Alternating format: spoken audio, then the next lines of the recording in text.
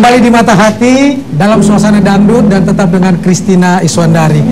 Yang menarik, tahun 1992 sempat ikut lomba dangdut dan jadi juara. Ya, juara. Dan berharap betul masuk dapur bisa rekaman. masuk dapur rekaman, tapi ternyata tidak. Tidak. Itu karena perebutan.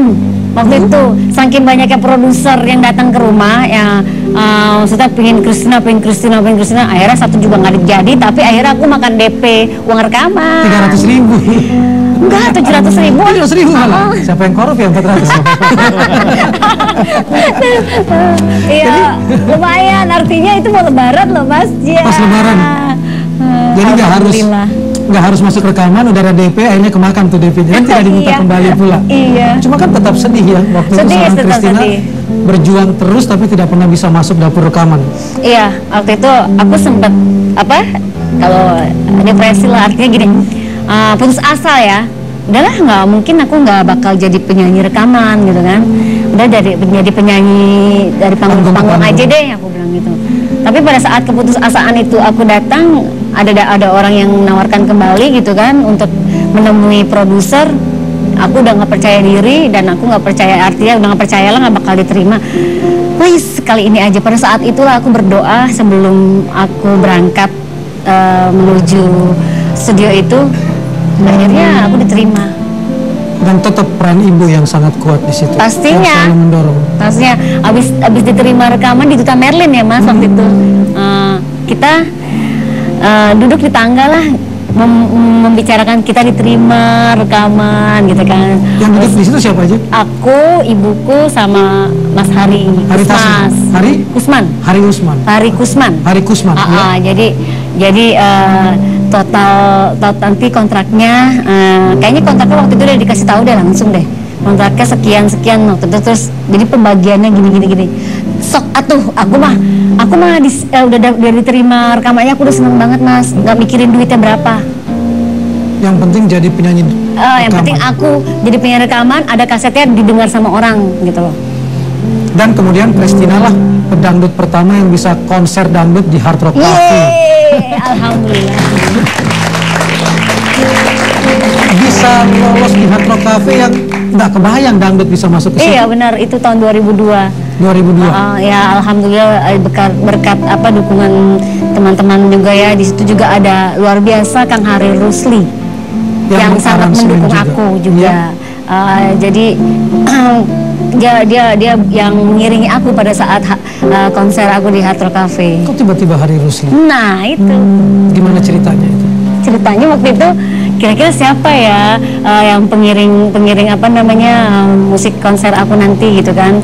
Ya manajemen membicarakan bla bla bla, akhirnya ketemulah nama Kang Hari Rusli ini, dan Kang Hari Rusli nggak pakai babi bu lagi, langsung alhamdulillah dia langsung oke gitu. Karena kita tidak mendengar dia di jagat dangdut kan sebenarnya. Iya benar. Lalu kembali ke peran seorang ibu, Daria. Iya. Sebesar apa sih dukungannya buat seorang Christina yang harus jatuh bangun untuk berkarir? Besar banget Mas. Jadi aku pada saat dari kecil ya aku diikutin sama ibuku gitu kan. Dari yang aku nggak bisa apa-apa jadi bisa gitu kan. Ibuku tuh bukan seorang penyanyi, bukan orang seniman gitu kan.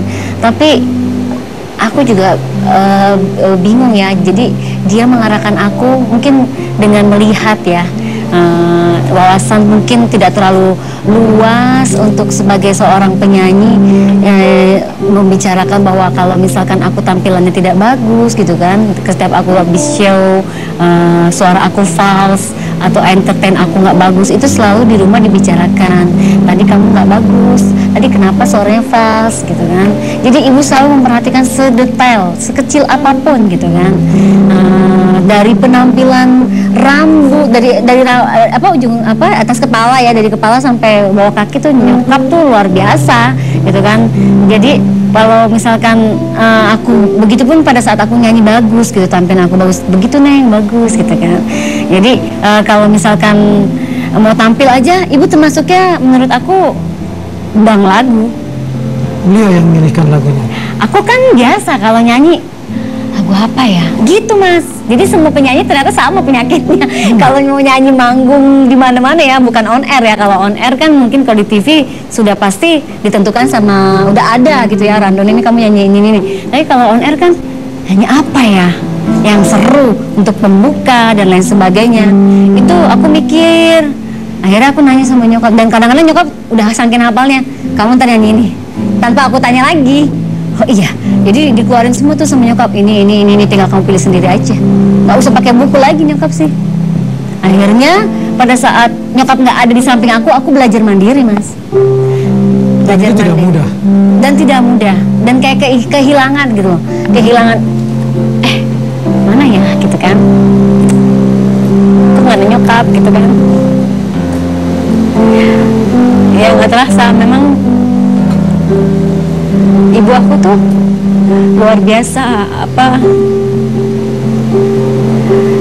Pada saat aku dulu juga udah nggak mau nyanyi lagi, beliau yang dorong-dorong aku suruh nyanyi.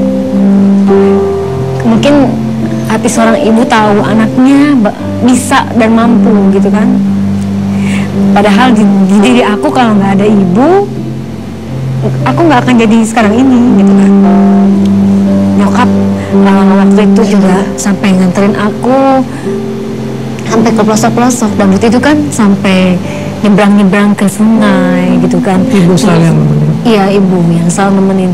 Terus ada aku ke pengeboran minyak gitu kan, show ketiga pengeboran minyak di Kalimantan. Itu naik helikopter ya, chopper, itu disewa hanya untuk aku. Dari pengeboran 1, 2, 3, dari yang paling tinggi, sedang, dan pendek itu nyokap kan tenaganya udah beda. Makin kesini udah beda, karena nyokap makin lama makin capek, dan aku juga suka kasihan gitu kan. Kayaknya udah nggak sanggup lagi. Mengalami masalah dalam keluarga juga, ibu juga yang menjadi tumpuan. Iya, pastinya ibu aku ya sungguh amat sayang sama ibuku, dengan berpisahnya sama suamiku juga. Ibu yang Iya, aku sayang sama beliau. Jadi memang harus ada restu juga dari ibu. Dan sekuat apa seorang ibu ketika mengalami masalah seperti itu mendampingi seorang Christine? Ibu pasti kuat banget. Cuma artinya pada saat ibu tidak kuat melihat anaknya tersiksa, tidak bahagia, itu ibu mungkin tidak kuat. Hati seorang ibu pastikan merasa walaupun tidak komunikasi, ada kayak teguran, detakan di hatinya ya, tek-tek gitu. Ini ada apa nih anak, walaupun aku nggak komunikasi, padahal di sananya aku lagi gimana gitu loh Mas. Artinya sekarang aku yakin ya, restu itu penting banget dari seorang ibu. Kalau ibu hadir di sini, kira-kira apa yang ingin disampaikan kepada ibu? Apa ya?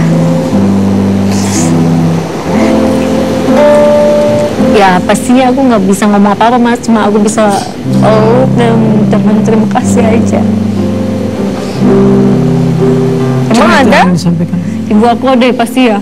Kenapa? Ibu aku ada ya. Aku justru mau nanya, kalau ibu hadir, Bohong nih. apa yang bisa karena sosok ini kan yang paling menjaga betul seorang Christina.